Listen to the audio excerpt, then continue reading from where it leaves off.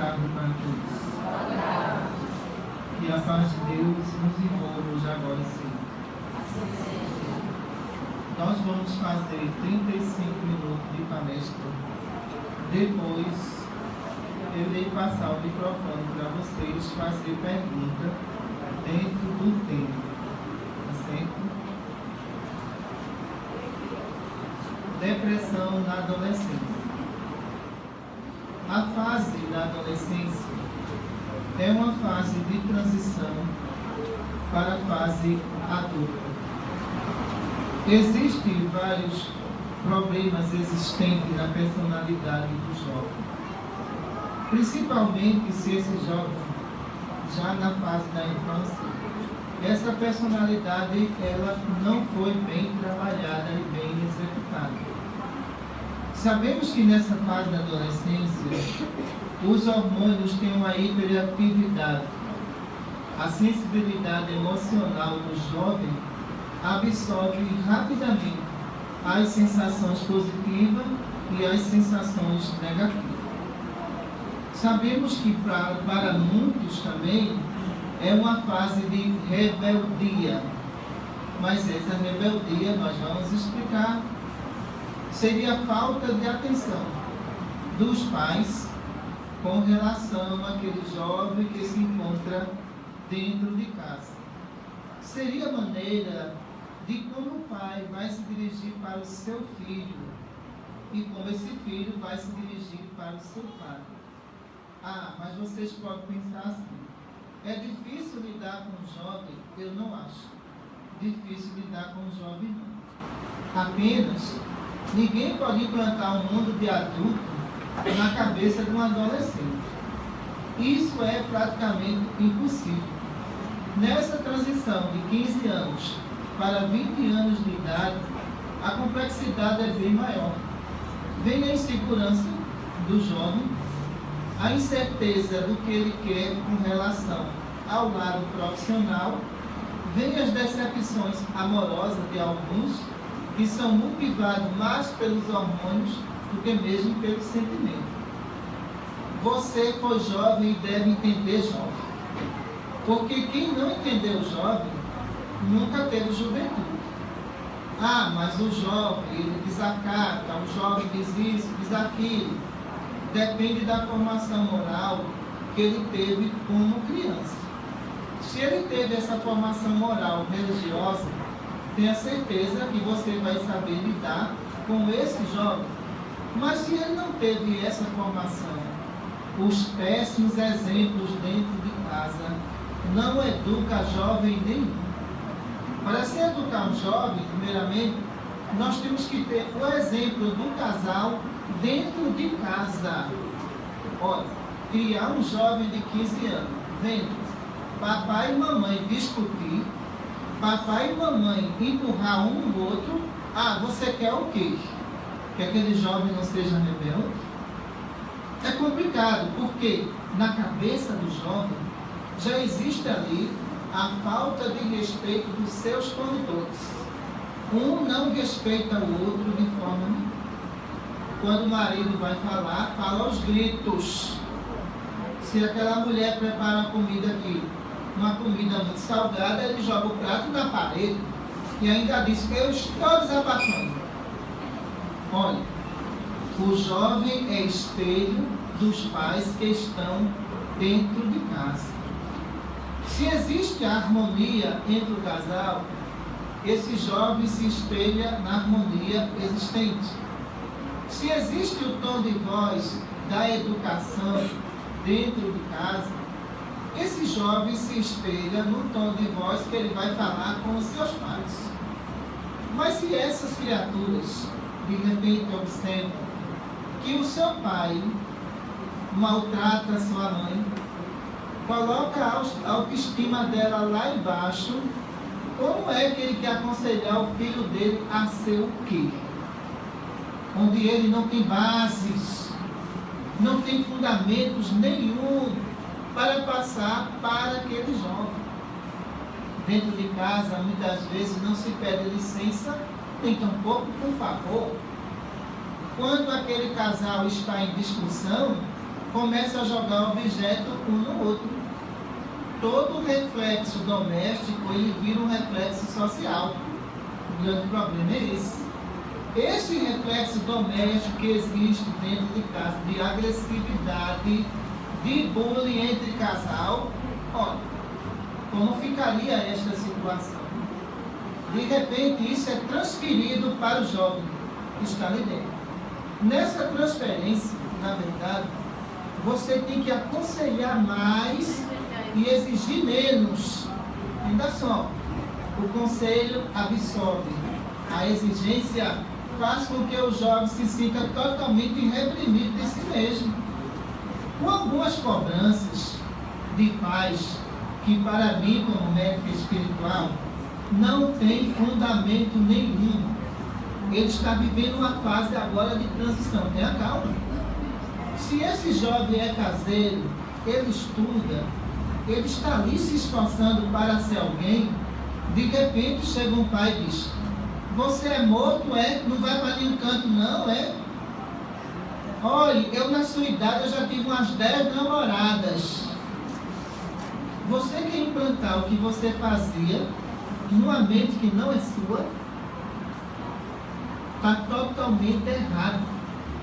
Porque quando um pai abre a boca para falar com isso, ele nunca amou as 10, ele usou as 10. Não é verdade? Ele nunca amou as 10, ele usou as 10. Como é que ele quer que aquele jovem que está estudando, se esforçando, de repente faça um número de namorada porque há 30 anos atrás ele fez? Ah, olha, esse seu comportamento é meio estranho. Eu acho que você é homossexual. Como é que pode uma coisa dessa? Você está machucando o seu filho.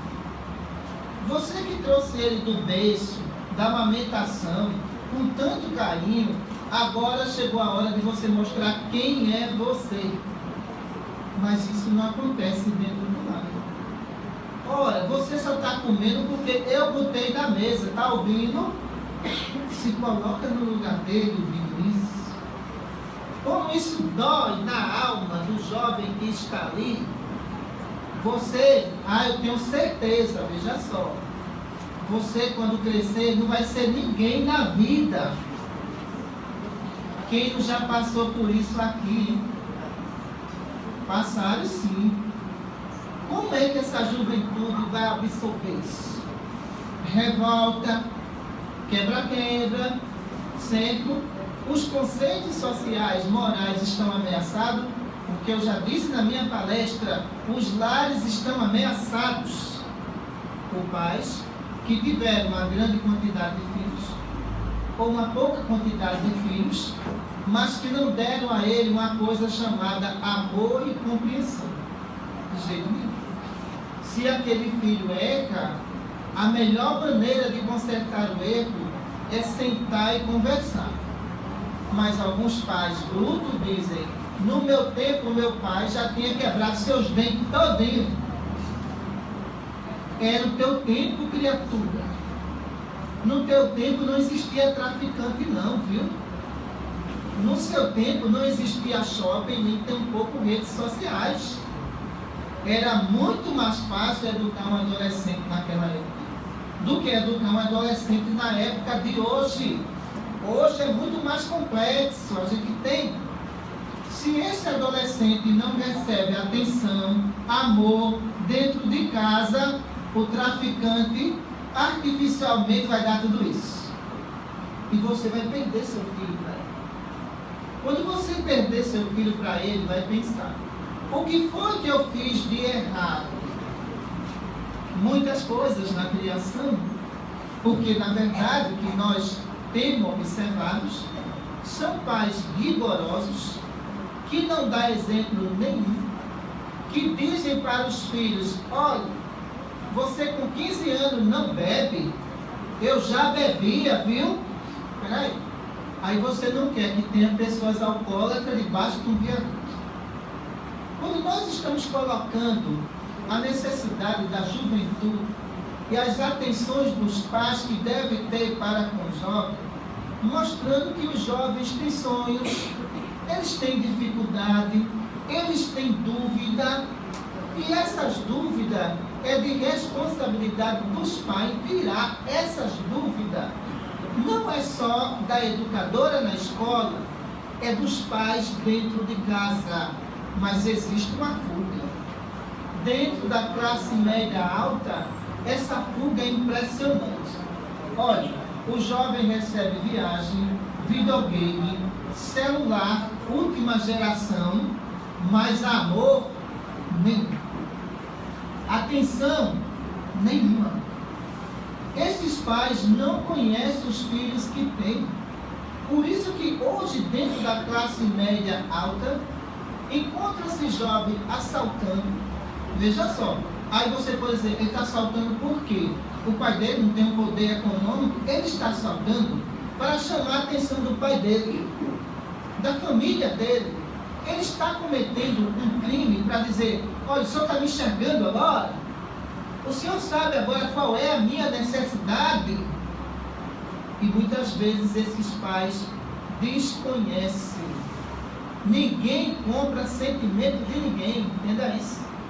Sentimento é algo tão espontâneo, tão interior, de você abraçar seu filho, de você conversar com seu filho, de você deixar o seu filho à vontade. Existe a hora do adolescente, aquela hora dele. Quando você diz assim, não se meta na minha conversa, ninguém se mete. Mas existe um momento de reflexão para o adolescente que as pessoas têm que compreender também que você não pode se meter ali. É um assunto dele, pertence a ele, e de repente eu posso dar a minha opinião dele. Olha, eu vou dizer uma coisa a você. Você está estudando tanto, vai dar tudo errado, viu? Fica calada, criatura. Para que falar isso? Ele tem o poder de absorver e guardar. E não esquecer mais. Sem contar ainda com a disputa de sentimento dentro de casa. Principalmente os homens. Cuidado com essa disputa. Depois que seu filho ficou adolescente, você só pensa nele. Você não pensa mais em mim. O que é isso? Aquele filho é uma parte sua. Para que essa disputa? Está vendo? Tudo que você faz agora é para ele. Eu estou desprezado nessa casa, veja só. Não cuida mais de mim. Você é um adulto de 50 anos, você não é um bebê não, viu? Coloca isso em mente. Aquela mulher que está se desdobrando para cuidar de você e cuidar daquele adolescente, lembre-se que ela está entendendo muito bem os sentimentos daquele jovem. Você não está entendendo, não. Você está entendendo a sua prioridade. Antes você procurava os meus sapatos. Agora você não procura mais. Você está paralítico, tá? Que não pode procurar um sapato e uma meia. Aí você tem que jogar isso para sua esposa e para aquele adolescente que está ali. Olha, tem pais que se intriga, viu? Se intriga com o filho. Não quer mais conversa nenhuma. Porque coloca na mente deles que a prioridade da esposa agora é o adolescente que está ali. O adolescente, ele é um intruso. Quando o adolescente diz, vença papai, vá dormir, quero saber não. Olha o clima que está acontecendo. Diante disso tudo que eu estou falando, sabe o que está acontecendo? Jovem de 15 anos se matando com depressão. Tendência ao suicídio. Ser jovem na época de hoje, vocês que estão aqui sabem, não é fácil, né? Ser jovem não é fácil. Por quê? Existe a opção do mal e pouca opção do bem. Tendo muita opção do mal, o que acontece? Esse jovem, ele é bombardeado 24 horas por dia por vários tipos de negatividade. E se ele for um jovem educado, reprimido, a pressão é bem maior sobre ele. Para se criar um jovem dentro de casa, é preciso você tem que dar condições de ambiente. Condições de ambiente que a gente fala, pessoal, não é ter a melhor TV, o melhor celular, não o melhor videogame, não. Condições de ambiente é condições de diálogo com ele.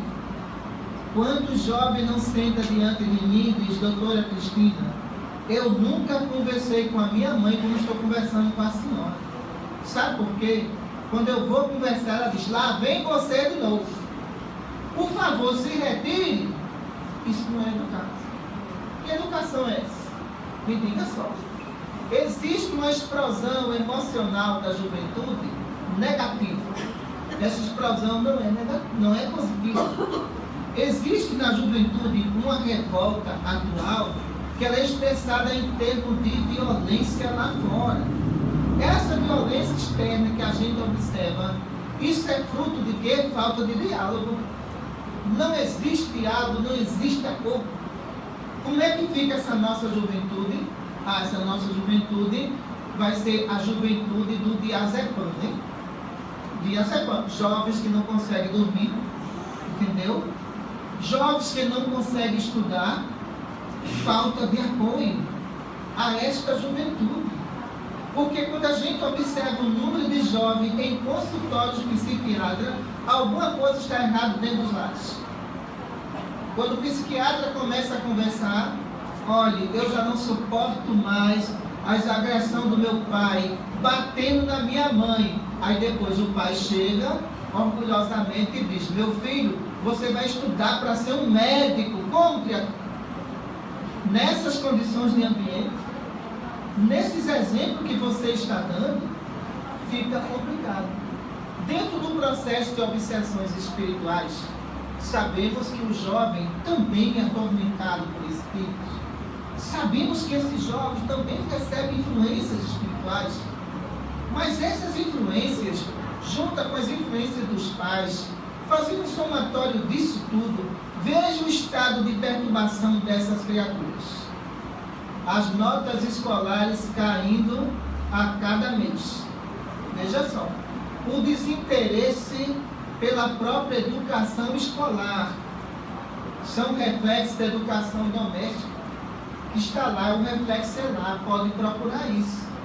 Se esse reflexo não existe na forma positiva, está existindo na forma negativa, qual é o entusiasmo que a juventude vai ter em pegar um caderno, estudar as matérias para tirar uma boa nota? Se o lar não tem paz, lembramos claramente os avós de vocês. Veja só, a espiritualização que eles tinham. Vamos orar todo mundo, sentado todo mundo na mesa, não é isso? Hoje em dia, o que é que acontece? Cada um pega seu WhatsApp e está lá, ó. Não está nem aí. Mãe, eu estou com um problema. Espera aí, menino, deixa eu responder. Mãe, eu quero conversar com a senhora. Eu não tenho tempo. Será que o mundo virtual quebrou os sentimentos? Será que o mundo virtual substituiu a lei de amor entre a família? Substituiu não, mas falta de controle existe sobre isso.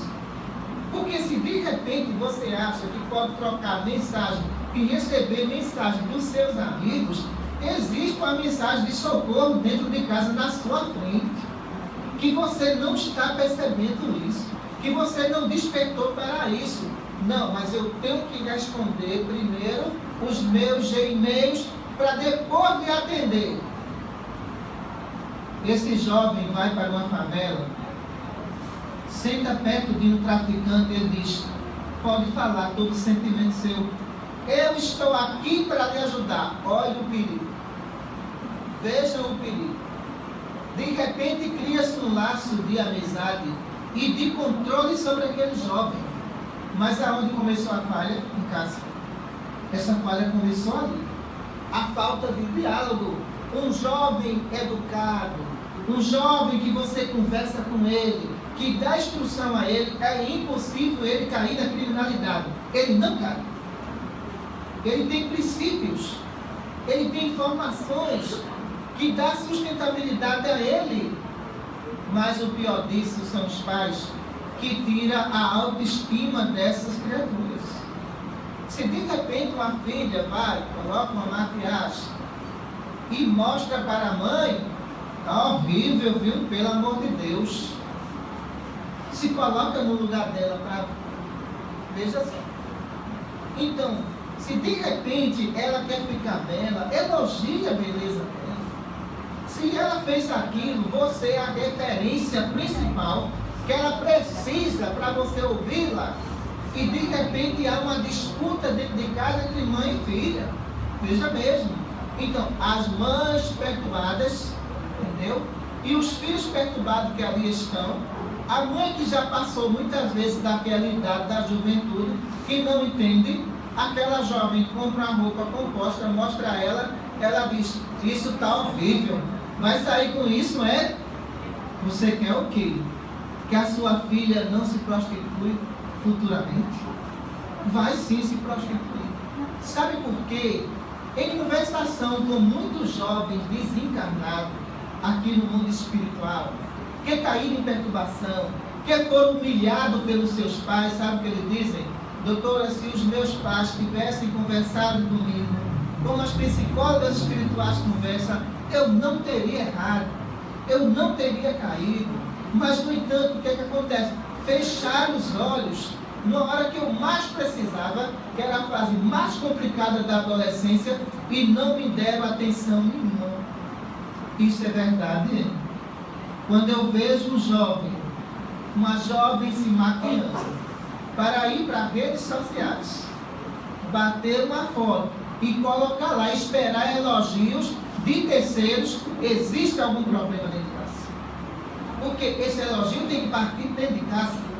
Se de repente ela quer se lançar na rede social para chamar a atenção, é porque os pais não estão dando atenção dentro de casa.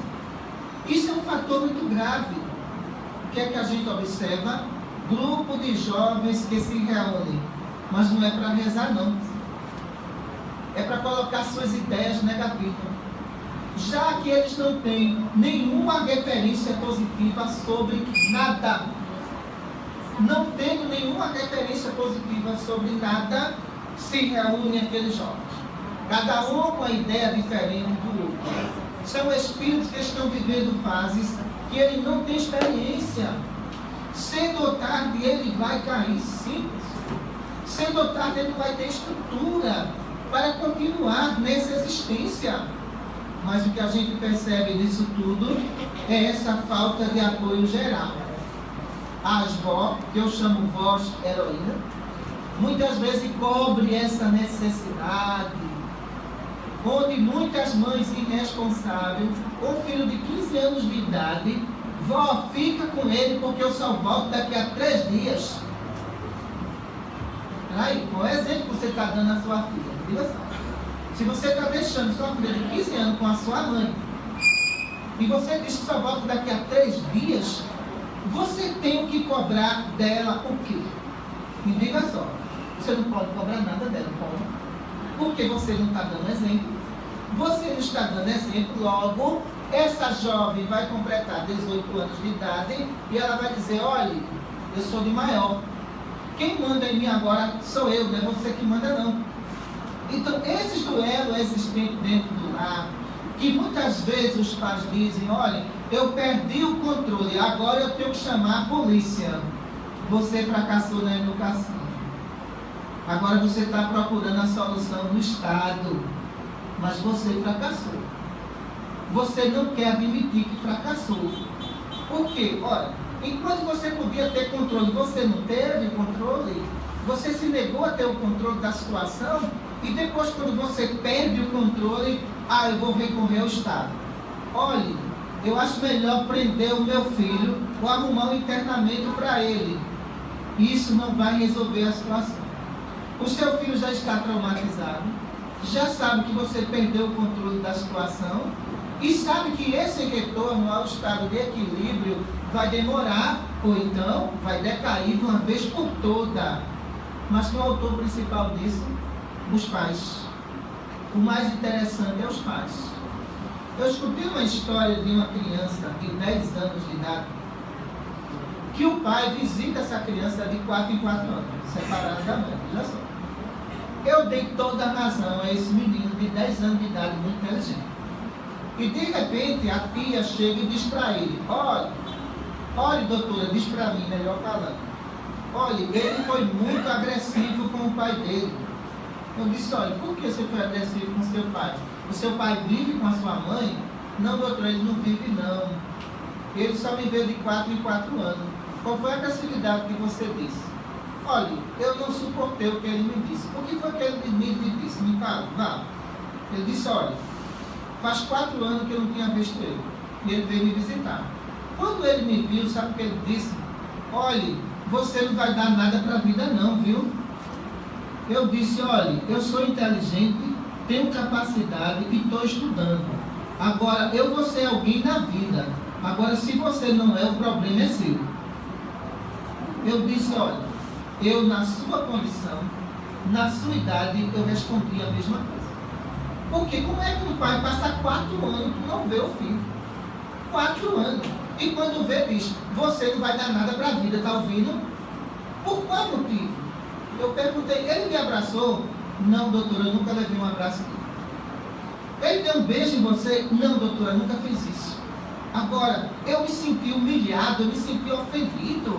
E a lágrima dessa criança caiu dentro da minha sala.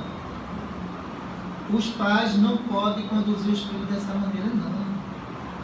Se o relacionamento não deu certo, a culpa é deles? Não é, pessoal. A vida continua para ele, para ela, para o filho. Agora, muitas vezes, quando uma relação não dá certo, coitado do adolescente. Entendeu? Essa relação não deu certo. Então, vai haver a transferência de sentimento. Tanto de um para com o outro.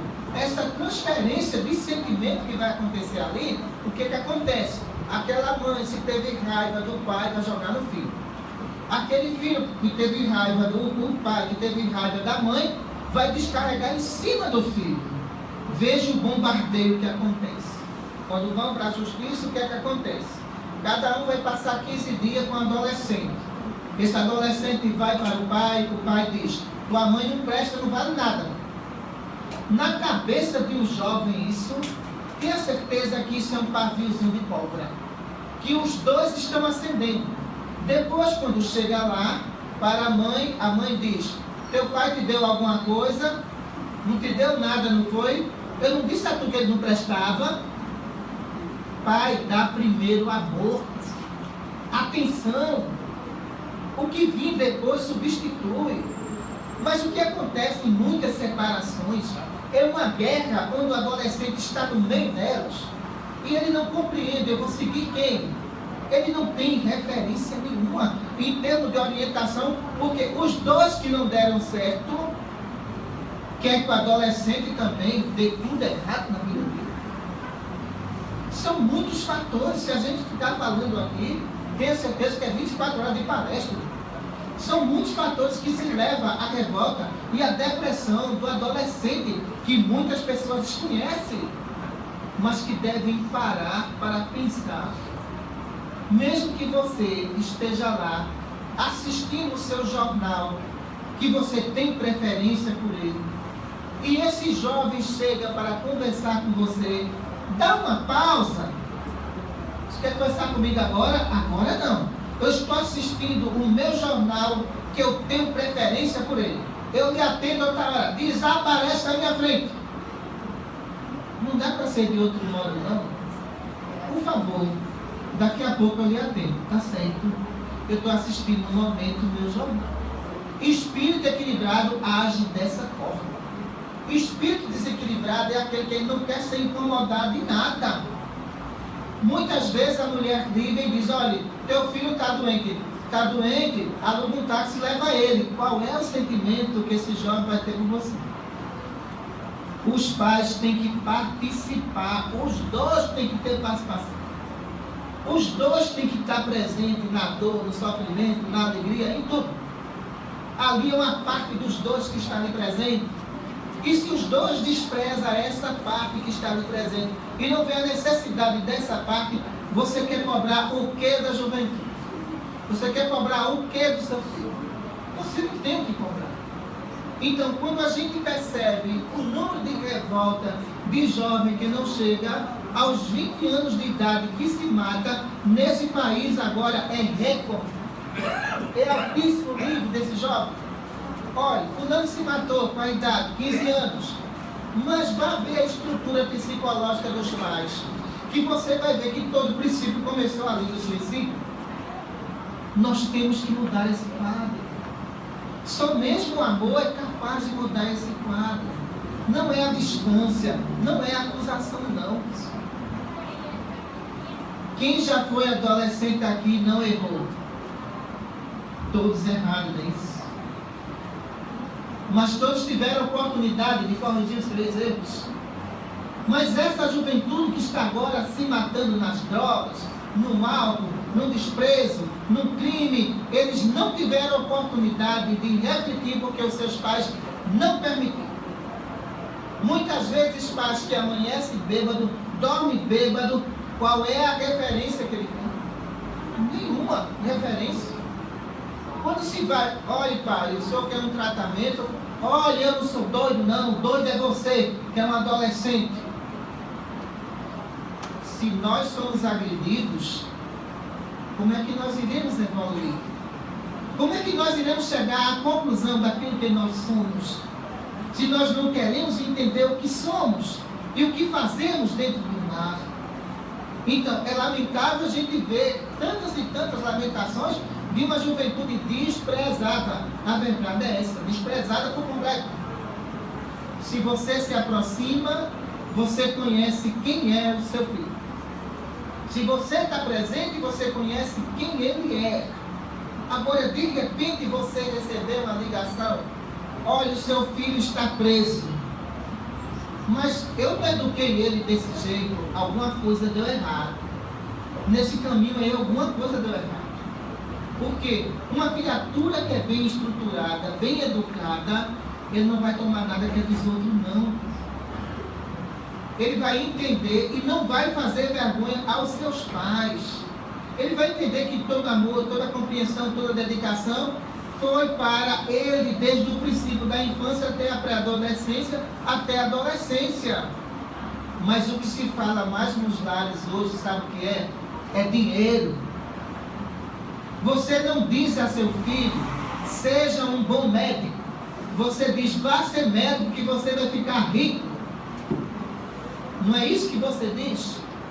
Quando você diz, olha, estude para ser um bom médico, para ajudar o próximo, ele não está colocando a referência financeira sobre algo, ele está colocando o sentimento. Mas o que a gente observa, muitos médicos que se formaram, entendeu? Em cima dessa base educacional, que de repente dá um tratamento no SUS de um jeito e no particular de outro. Isso é lamentável, porque foram espíritos que não tinham vocação para a medicina e foram para a medicina pelo interesse material. E onde é que fica esse amor? De quem foi o responsável? Quando se pergunta a muitos espíritos que faliram na medicina, por que você foi para a medicina? Porque papai achava bonito eu usar branco e me chamar de doutor. Mas eu não tinha sentimento. Eu caí com o motivo dos meus pais. Não era aquilo que eu queria de jeito nenhum. Eu não tinha vocação para ser médico. Eu não tinha paciência nenhuma com aqueles pacientes. Eles me obrigaram a isso. Olha o problema. Profissão de filho tem que ser assistida. Determinada não, viu? Assistida sim. Saber dele, olha, você tem vocação para quê? Eu tenho vocação para ser um mecânico. Você vai ser um mecânico com amor e não corrupto? Você então vai ser um mecânico? Mas o que existe hoje na juventude não é a preferência da juventude, é a imposição sobre ela. O problema é esse. De repente entra numa faculdade, quando está no quarto período faz, não é isso que eu queria para mim. E os pais ficam frustrados, viu? Não, você vai ter que ser isso. Eu não estou pagando para você ser isso. Ele não tem aptidão para aquela escolha. Todo espírito que vem reencarnar, ele já vem com a profissão definida do mundo espiritual. Ele já exerceu a profissão, já fez treinamento nas escolas profissionalizantes do outro lado. Se ele vem ser médico, ele já treinou isso do outro lado. Mas de repente o que nós percebemos aqui, o jovem muitas vezes é taxado com várias doenças. Olha, fulano tem 16 anos, tem déficit de atenção. Por isso que ele é desse jeito. A culpa é sua. Se ele tem déficit de atenção, se aproxime dele. Se você se distancia dele, então você vai rotular ele como esquizofrênico, como depressivo. Se você não conhece ele, você vai procurar um médico para rotular ele. Não é isso que acontece na sociedade de hoje? E depois que você está dando um rótulo a ele, sabe o que faz? Olha, está aqui o seu remédio, está nervoso, tome. Porque eu não tenho tempo para você não. Sociedade, mude. Se você não mudar, as consequências e as perdas serão enormes daqui para frente. Se não tomarmos conscientização, o que nós veremos a partir daí é vários homicídios, vários suicídios cometidos por jovens, onde a base doméstica está sobre ameaça moral e ameaça de convivência. Muita paz para todos.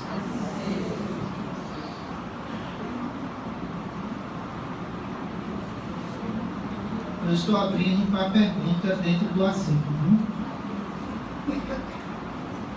Doutor, enquanto alguém formula uma pergunta, a gente sabe que o espírito, ele formata a sua personalidade aos 7 anos, que é o prazo mais ou menos que ele conclui o seu processo reencarnatório. Esse processo para chegar até a adolescência com todos esses ingredientes saudáveis emocionalmente tem que ser plantada desde 7 anos? As 7 personalidades do espírito. O que é que acontece? As 7 personalidades que ele tem vai de 1 ano a 7 anos. Essas 7 personalidades ele traz de vidas passadas, de pais que ele conviveu. Em algumas dessas idades ele vai encontrar alguma dificuldade, mas cabe aos pais ter 7 anos para concluir essa fase. Se essa frase foi concluída, então ele tem uma personalidade definitiva aos 7 anos. Aos 14, ele não vai dar trabalho nenhum, porque ele foi formado de 1 a 7 anos. O que acontece hoje dentro da sociedade de vocês é que muitas vezes querem ensinar uma criança pensamentos de adultos. É impossível. Criança é criança. Quando a gente vê a identidade de gênero que é falada nas escolas agora e a maneira que é falada, você quer implantar o quê? Uma sexualidade numa criança de 3 anos de idade? Pelo amor de Deus, isso é a idade da boneca, do carro. Não é a idade que a criança vai despertar sexualmente. Primeiro, ele não tem um sistema endócrino desenvolvido para isso. Ele não tem impulsos hormonais nenhum. Por que você vai ensinar uma coisa que não chegou a época ainda dele aprender?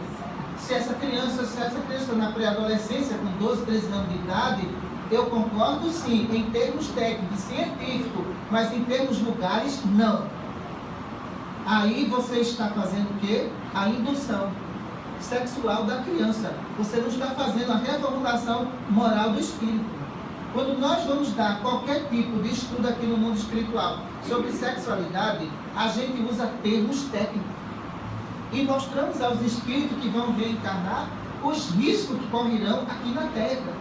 Mas aqui na Terra, você querer mostrar à criança de 5 anos de idade o que é sexualidade e o que é sexo, você vai colocar a infância sobre risco. E a juventude sobre ameaça. E a fase da adolescência, a fase da fase adulta, sobre promiscuidade absoluta. Porque ele aprendeu que ele não estava preparado, os hormônios funcionam ele para uma situação que ele não tinha experiência, e quando chegou à fase adulta ele não se definiu, porque deram uma base completamente errada nas escolas. Boa tarde. Boa tarde. A gente sabe que, eu acredito que é preciso talento para ser mãe e ser pai, é preciso querer também. Porque às vezes a sociedade impõe que você casou, você tem que ter filhos. E às vezes você não está preparado para isso.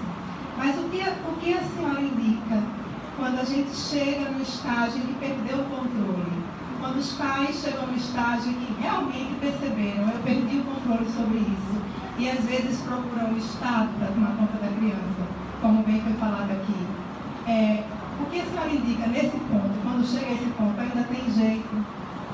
Acreditamos nós que o Estado teria que dispor de muita psicóloga para que acontecesse a nova reconciliação de mães e filhos. Isso é um trabalho artesanal, leva tempo. E que essa mãe oferecesse condições de segurança para esse espírito. que ela mostrasse realmente que ela mudou a postura dela. Mas lembre-se, ela errou nos primeiros anos, 1, 2, 3, 4, 5, 6, 7. Para ela corrigir lá, vai ser muito complicado isso. O Espírito já cristalizou ideias e friezas de sentimento, que vai ser muito difícil você reverter esse quadro. Mas se esse espírito tem alguma revolta, o tratamento psicológico é a melhor escolha para ele. E não o desprezo, e não a prisão. Porque o que a gente observa é uma criança de 10 anos de idade, a mãe que perdeu o controle e a polícia na porta. Veja só. Então, mãe, você tem que saber quais foram as raízes que transformou essa criatura nessa situação. Porque se você for em busca das raízes, você é culpada de alguma coisa. Você errou em alguma coisa. Quando você tem sentimento de mãe, você tem que ser polivalente. Você vai ter que entender que você vai educar espíritos rebeldes. Mas como ela está falando, existe na sociedade a questão do Estado. Casou, tem que ser mãe. Despreparada, é melhor não ser. Entendeu? Desorganizada, também não. Estressada, piorou. Então você tem que ter uma estrutura de calma para passar para esse espírito, que ele vai passar a lhe ouvir pelo sentimento que você tem de mãe e lhe obedecer. Mas o que a gente percebe não é isso, infelizmente. Se tem um filho, a avó cria, a empregada cria, a professora cria e a mãe não cria. Boa tarde. Eu queria saber sua orientação no caso de um jovem que foi educado por uma mãe carrasca, autoritária, que não valorizava suas qualidades. E aí o pai casa de novo com uma outra mulher, mais sua companheira, e que ele tem por essa segunda uma afeição e considera ela como sua mãe. Há condições de inverter essa situação dele, sofrimento desse jovem, dele se tornar mais suave, mais doce, e melhorar todo esse sofrimento do passado, dessa infância sofrida dele. Mas tem. Porque, olha, só se educa o ser humano você tendo referência de educação. Se você não tem referência de educação, você não educa não. Então, se esse jovem tinha uma mãe carrasca que batia, de repente o pai dele se casa e a madrasta toma conta da situação. Olha, educado com madrasta. Ela toma conta da situação. Então, ela percebeu o perfil do espírito e viu que nesse perfil ele precisava de atenção e de amor. Ele muda por completo a situação dele. Nada melhor do que uma longa conversa com um jovem sentado numa mesa, almoçando ou jantando. Isso não existe mais de jeito nenhum. Cada um pega o seu prato e salve quem puder, né?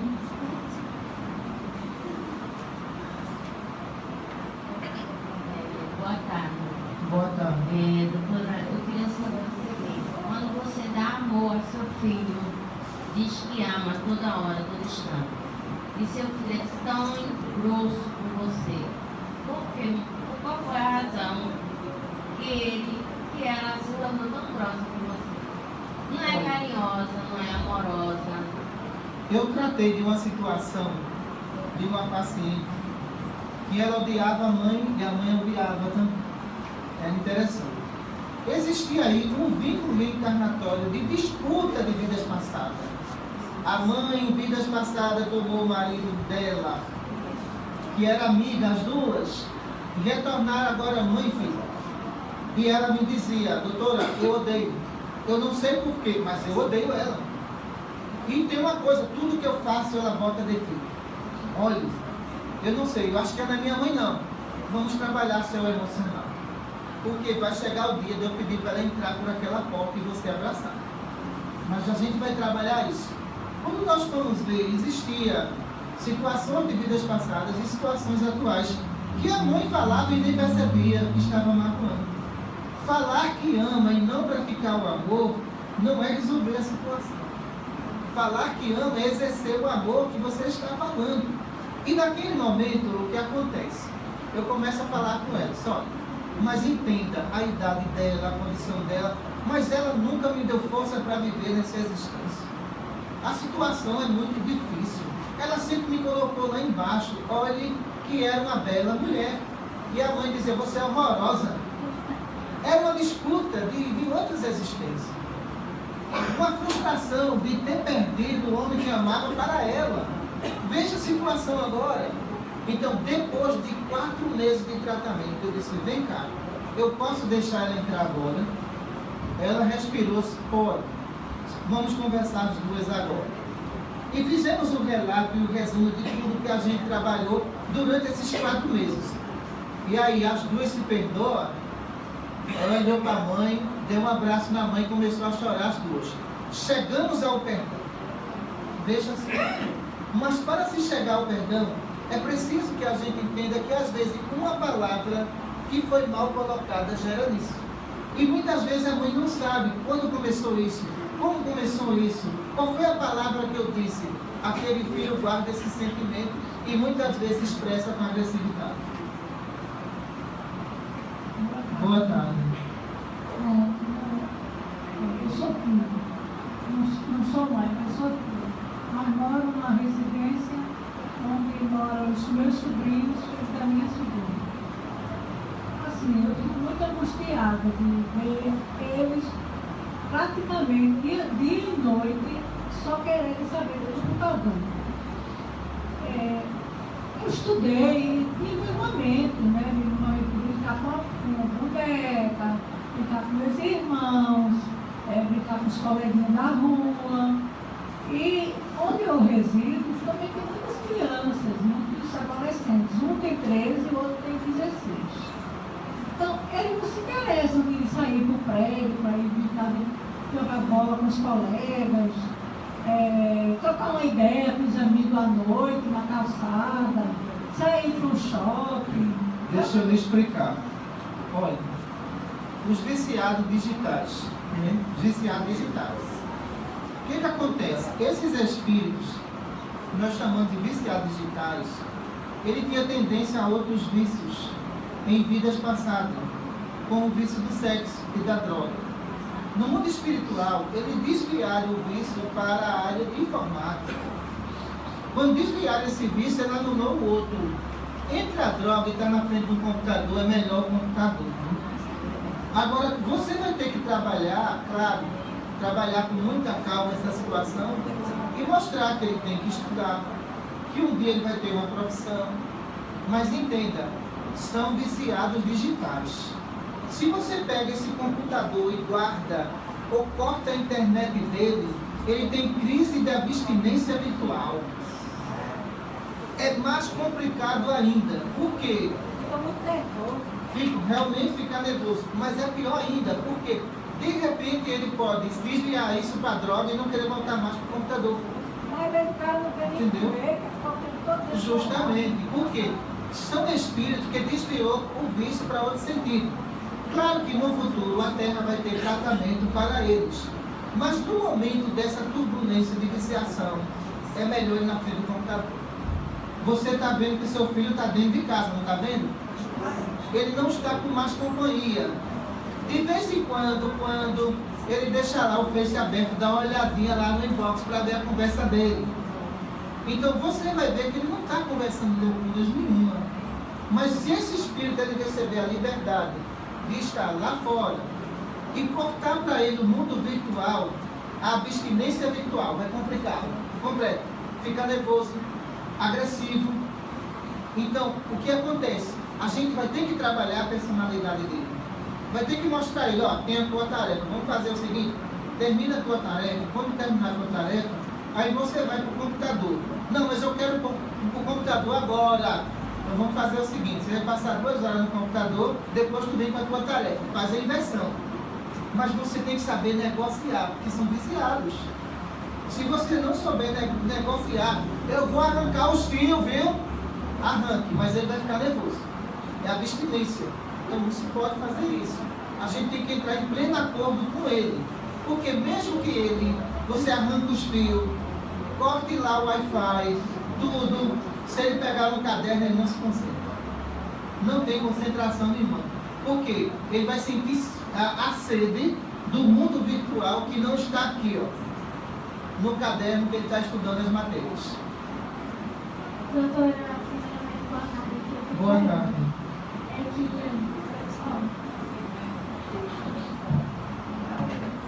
quando eu gosto da minha mãe, ela pergunta que ela diz o que é que tu quer, porque ela pensa que já é interesse, não é não.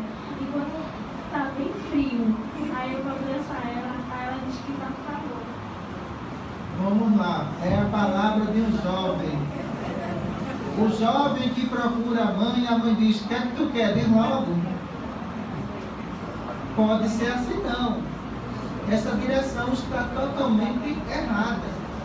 Eu tenho que entender que o jovem tem sonho de ter um celular, um tablet, um computador. Mas se o pai não puder comprar, então se eu não posso comprar, se eu vou fazer economia aqui, a gente chega lá. Mas essa questão de taxar o jovem como interesseiro, isso não é educação não, viu? De jeito nenhum. Então tem pais que dizem o seguinte, ó, o jovem não trabalha, ele só estuda, chega para o seu pai e fala, o senhor pode me dar o dinheiro do cinema? Vá trabalhar, vagabundo. Peraí.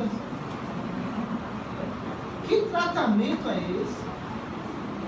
Olha, você está na idade de trabalhar, não vou dar dinheiro para você. Ele quer ir para o cinema.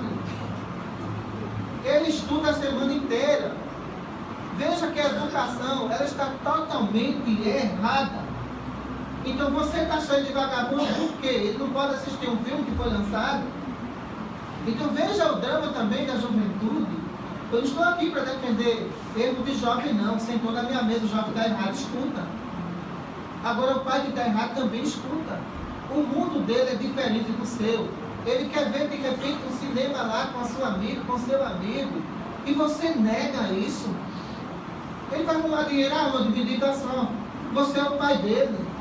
Por acaso ele furtou algum dinheiro da sua carteira? Não furtou não. Ele está lhe pedindo, porque você é pai. Você tem a obrigação de dizer, olha, está aqui o dinheiro, está certo? Vai se divertir com seus amigos. Ele não vai beber nem fumar não. Ele vai ver uma sessão de cinema. Aí se envolve todo mundo, chama a esposa, tá vendo? Ele é assim preguiçoso por sua causa. Não é assim que acontece? Tá vendo? A culpa é sua. Muita gente hoje vai sair daqui, viu? Um pai santo, viu? Não é pai de santo não. Mas pai santo vai sair. Por quê? Nós temos que parar para pensar nisso. Quando essa jovem está aí ainda, é uma pré-adolescente, falando sobre isso, então isso é a realidade do mundo. Que nós precisamos mudar isso agora. Se você não muda agora, eu não vou dar dinheiro para o cinema, certo? E se ele for pedir ao traficante? E agora? O traficante vai dar, mas vai ter um preço. Hoje a maior concorrência dos pais não é com a internet não, pessoal, é com o tráfico. A maior concorrência é essa. E na verdade os pais estão perdendo por tráfico, não é para o mundo virtual só não. Porque quando você não alimenta aquele filho pelas necessidades que ele tem, o tráfico alimenta. Nós temos que vencer o tráfico. E para vencer o tráfico é preciso amor dentro dos lares. Vamos às últimas perguntas. Boa tarde. Boa tarde. Eu tenho uma prima em primeiro grau e a filha dela, em segundo grau, que eu acredito que são espíritos que vieram para resgatar alguma coisa. Porque pense numa situação horrorosa de uma filha delas duas. Só que nenhuma das duas acredita nesse tipo de coisa. Eu já as convidei várias vezes para vir para cá, ou ir lá com Maria Cláudia, mas elas não aceitam. Como é que eu poderia ajudar? Minha irmã, que também gostaria muito de ajudar, porque é horrível a relação delas duas. É o duelo que nós falamos. Mas Jesus diz o seguinte, ajuda a ti mesmo que o céu te ajudará. Entenda só, todos vocês têm anjo de guarda. Então, esse anjo de guarda muitas vezes precisa de um espaço, de uma prece, para poder incluir você. Isso não acontece. Então, quando acontece, por quê? São as barreiras que nós criamos. E quando se cria essa barreira, fica praticamente impossível. Aquele espírito vai ter que voltar quantas vezes for possível para a reconciliação. Como mãe e filha, como filha e mãe, ou vice-versa, trocando sempre de posição nas próximas reencarnações. Mas o que nós precisamos agora é a conscientização. Para a gente ter filhos formados como médico e engenheiro, mas com a consciência do amor dentro de si, dentro daquilo que eles têm vontade de fazer, não dentro da imposição que a sociedade manda e os pais obrigam.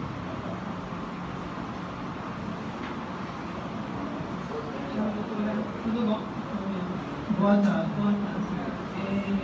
Mesmo que tudo isso que a senhora falou, que é bem comum, principalmente na minha vida, todos os exemplos são bem sólidos. Mas eu também tenho a consciência de que eu tenho os meus erros, meus pais têm os erros deles, são pessoas, cada um no seu mundo. Mas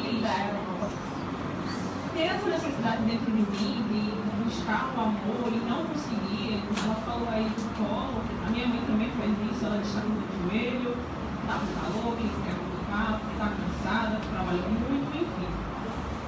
Diante dessa situação, o que é que eu devo e as outras pessoas devem fazer para ser autossuficiente, né? Porque eu também não posso ficar me magoando, tentando buscar esse amor que já não existe. Existe, mas não é bem recebido. Então, como é que uma pessoa deve agir para não pirar de vez buscando...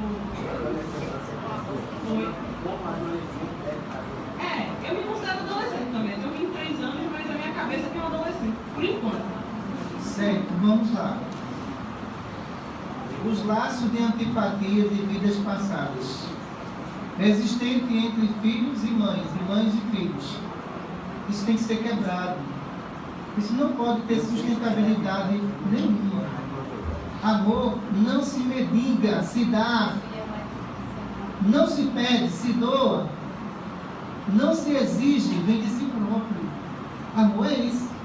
A partir do momento em que uma filha pede um colo à mãe e essa mãe rejeita essa atitude, então falta nela amor materno que ela não tem.